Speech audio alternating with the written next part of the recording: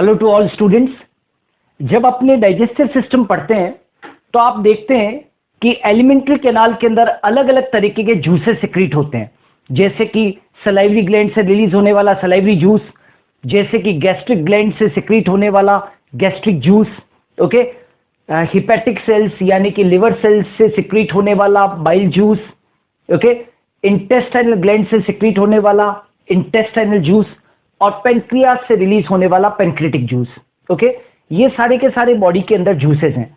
जो आज का हमारा वीडियो है वो कंसेंट्रेटेड है एक बहुत इंपॉर्टेंट जूस से, और उसका नाम है बाइल जूस, या जिसको कि हम क्या बोलते हैं, पितरस कहते हैं। सबसे पहले आपको ये मालूम होना चाहिए कि आखिर पितरस का स्रावन कौन करता है, who secretes the bile juice. तो बाइल जूस का जो सिक्रीशन होता है वो किसके द्वारा होता है, लिवर सेल्स के द्वारा होता है।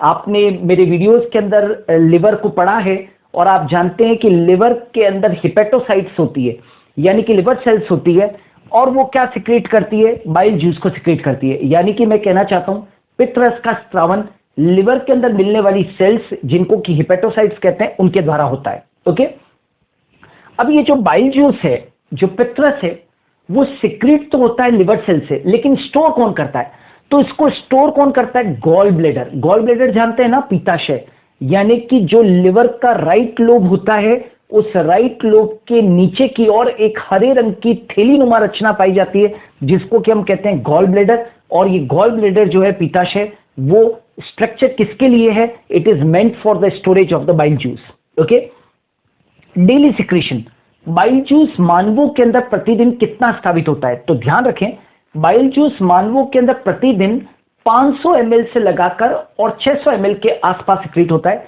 तो मैंने एक एवरेज लिख रखा है 600 ml, 500 से 600 के बीच में क्या होता है, ये रिलीज होता है। अब ये जो बाइल जूस है इसका पीएच कितना है, तो ध्यान रखें कि बाइल जूस जो है वो एल्कलाइन इन नेचर होता है, क्षारीय तरल होता है ये, और इसका जो पीएच होता है वो 7.8 से लगाकर और 8.6 के करीब होता है। आप जानते हैं 7 न्यूट्रल होता है और उसके ऊपर का जो पीएच होता है वो क्षारीयता में आता है। तो बाइल जूस का जो अपना पीएच है वो है 7.8 टू 8.6 एल्कलाइन पीएच होता है। बाइल जूस की एक बहुत बड़ी विशेषता है कि इसमें किसी प्रकार का कोई एंजाइम नहीं होता है।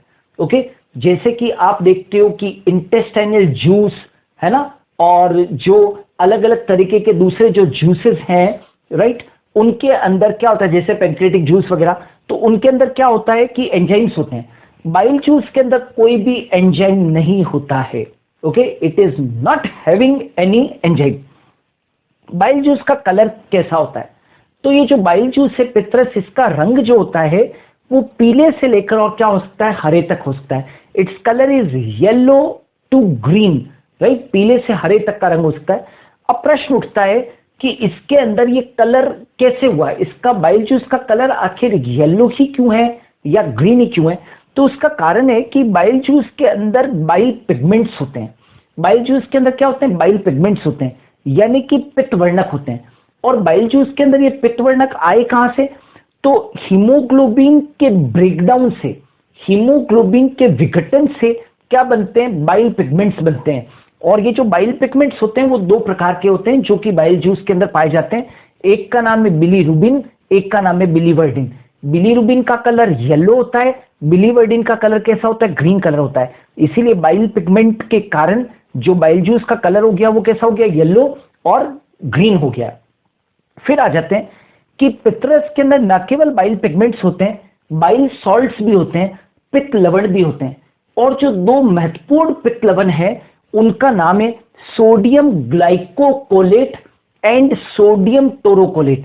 बाइल सॉल्ट्स कौन कौन से, सोडियम ग्लाइकोकोलेट और सोडियम टोरोकोलेट, राइट। ये क्या है, मुख्य बाइल सॉल्ट से पितरस के अंदर मिलने वाले, यानी कि पित्त लवण है ये। ओके, और इनका मुख्य कार्य क्या होता है, तो आपको मालूम होना चाहिए कि इनका मुख्य कार्य emulsification of fat. Emulsification of fat, right. Emulsification of fat का मतलब होता है वसा का पायसीकरण, यानी कि बाइल सॉल्ट्स जो होते हैं वो फैट का इमल्सिफिकेशन करते हैं, डाइजेशन नहीं करते हैं, इमल्सिफिकेशन करते हैं, वसा का पायसीकरण करते हैं। आप कुछ ही देर के अंदर अभी देखोगे कि इमल्सिफिकेशन का मतलब क्या होता है। यहां पर मैंने लिख दिया है क्लियरली कि इमल्सिफिकेशन का मतलब क्या होता है, वसा की बड़ी बूंदों को छोटी बूंदों में बदलना, conversion of the large droplets of the fats into the smaller one, यानी कि बाइल सॉल्ट जो है वो इमल्सिफिकेशन में भाग लेते हैं, वसा के पायसीकरण में भाग लेते हैं। और वसा का पायसीकरण क्या होता है, तो वसा की बड़ी बूंदों को छोटी बूंदों में बदलना ताकि उनके ऊपर दूसरे एंजाइम्स जो हैं वो एक्शन कर सके।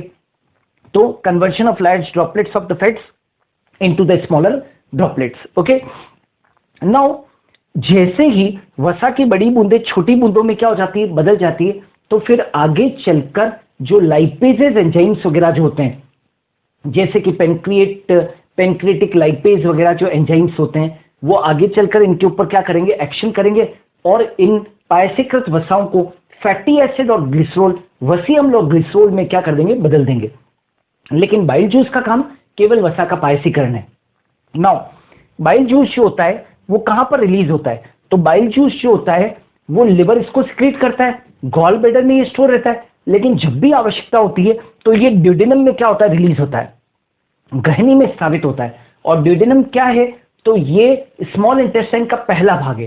Try to understand it, stomach के अंदर HCl होता है, राइट, लेकिन स्टमक का फूड जब स्मॉल इंटेस्टाइन के पहले भाग ग्रहणी में आता है, तो उस ग्रहणी में आने के बाद में उसका वहां पर आकर क्या होना चाहिए, भोजन का पाचन होना चाहिए।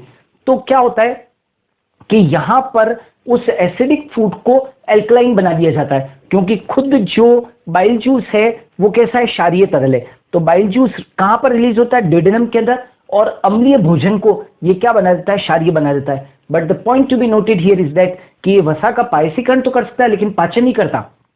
तो मैं ये कहना चाहता हूं इसमें एंजाइम भी नहीं होता है, क्योंकि इसमें कोई एंजाइम नहीं है, इसीलिए हम इसको क्या बोलते हैं, it is not a true digestive juice, ये वास्तविक पाचक रस नहीं है।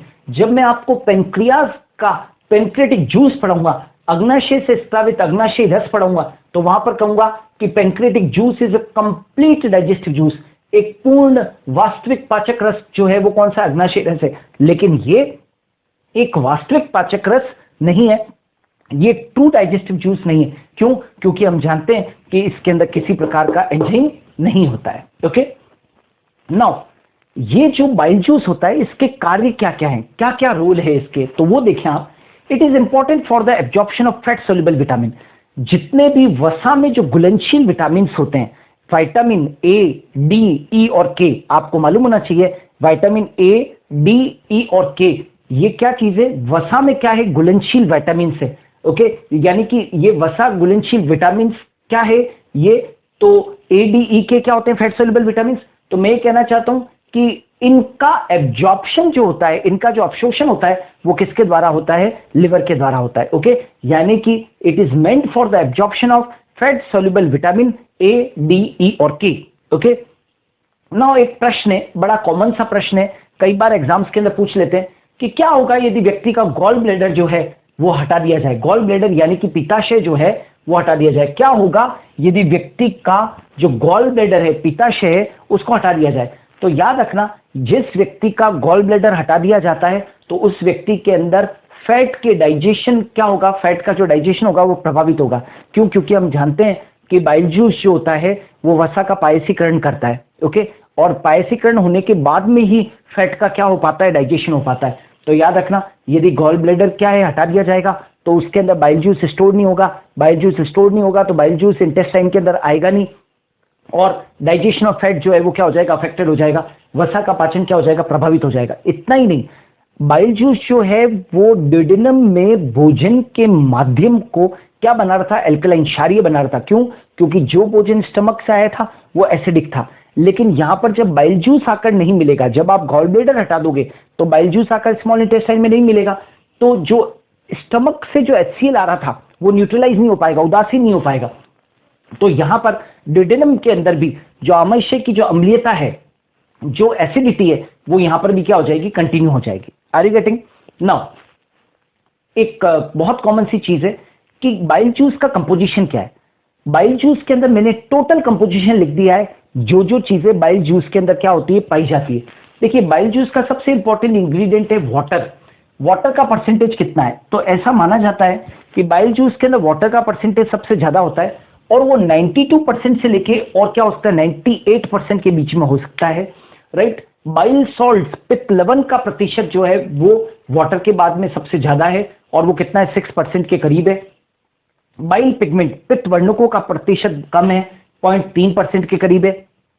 कोलेस्टेरॉल का परसेंटेज जो है 0.6 से 0.9% के बीच में है। लेसिटीन का परसेंटेज 0.3% के करीब है और इसके अंदर कुछ इनऑर्गेनिक कंस्टिट्यूएंट्स भी होते हैं जैसे कि सोडियम आयन और पोटेशियम आयन। तो ये इसका क्या हो गया, कंपोजिशन हो गया। और वास्तव में जो बाइल पिगमेंट्स हैं, बाइल पिगमेंट्स वगैरह जो हैं, इनको लिवर के उत्सर्जी पदार्थ माना गया है। वास्तव में ये लिवर के क्या है, उत्सर्जी पदार्थ है, राइट। लिवर के जो उत्सर्जी पदार्थ है, याद रखना जो बाइल पिगमेंट है अभी जो आपने पढ़े बिलीरुबिन और बिलीवर्डिन, ये क्या है, लिवर के उत्सर्जी पदार्थ है और इनका शरीर से बाहर निकलना आवश्यक है। आप कुछ ही देर के अंदर देखोगे यदि ये पित्तवर्णक शरीर से बाहर न निकले और शरीर के अंदर ज्यादा मात्रा में इकट्ठा हो जाए तो फिर ये क्या कर सकते हैं, जॉन्डिस कर सकते हैं, पीलिया कर सकते हैं। और यहां पर देखिएगा कि बाइल जो होता है वो लाइपेज एंजाइम को क्या कर देता है, एक्टिवेट कर देता है। वैसे तो हमने कहा कि बाइल जूस में कोई एंजाइम नहीं होता है, लेकिन ये लाइपेज एंजाइम को क्या कर देता है, एक्टिव कर देता है। तो लाइपेज एंजाइम जब पायसीकृत वसा के ऊपर, इमल्सिफाइड फैट के ऊपर एक्शन करेगी तो फैटी एसिड और क्या बन जाएगा, ग्लिसरॉल बन जाएगा। क्लियर, ये भी ध्यान रखना है। अब कभी कभी क्या होते हैं कि बॉडी के अंदर क्या हो जाते हैं, गाल स्टोन्स हो जाते हैं। गाल स्टोन का मतलब क्या है कि गॉल ब्लैडर के अंदर क्या हो जाना, स्टोन्स का डेवलप हो जाना, गाल ब्लैडर के अंदर पथरी का क्या हो जाना, जमा हो जाना। ये प्रॉब्लम कब होती है, तो कभी कभी क्या होता है, बाइल डक्ट क्या हो जाती है, ब्लॉक हो जाती है। आपको मालूम होना चाहिए कि बाइल डक्ट वगैरह जो होती है, बाइल डक्ट वगैरह वो क्या लेकर आती है, पित्तवाहिनी क्या लेकर आती है, पित्तरस को लेकर आती है।